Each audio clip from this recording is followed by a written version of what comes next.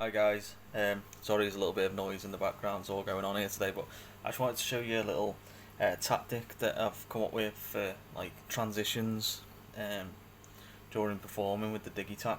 I've got this little loop here. I mean, you could play with this in patterns, but I'm going to show you basically what's required. So just a simple techno beat with rumble. So got the kick on this, and that's a snare, heavily reverbed snare, which is actually set to fill on the trig conditions, because I don't want it to do anything or trigger until I press this button here, which I'll show you in a minute. Got rumble there, and that's the kick, but that's with a high pass filter on it. Now let me play that again, and then on 5 we've got an open hat just for effect. So what I've done is I'll show you now. On the snare here is I've put a few steps there and filled all these, and this is on the last two here. They're free. All it is a build up, so when I hold down this button they play. There's like a little pattern there, and you've got the big snare roll there. And what I've actually done on these is, I'll show you now, is I've put a low pass filter opening up more and more each time on this top line. So let me just show you what it sounds like. Hold it down the first.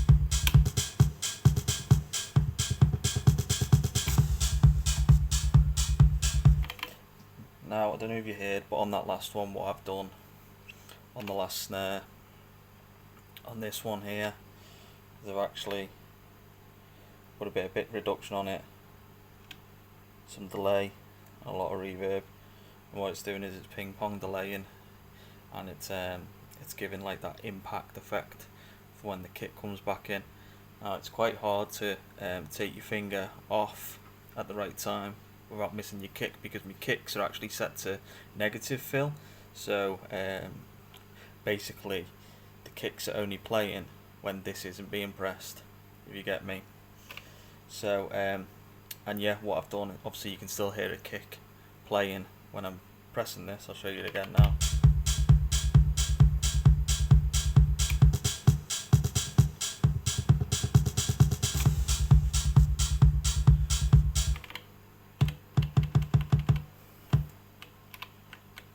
Oh, wrong one.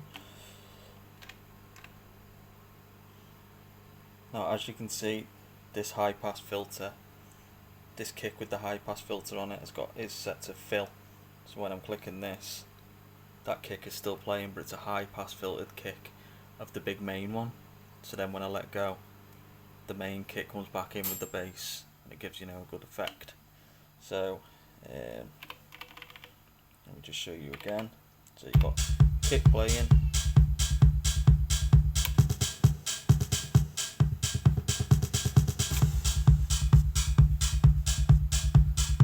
the rumble, when I'm pressing that, the rumble disappears.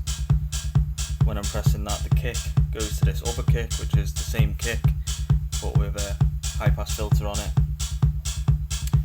So yeah, it's just really good for transitions. Obviously you'd have a lot more going on in the background to give it a better build up.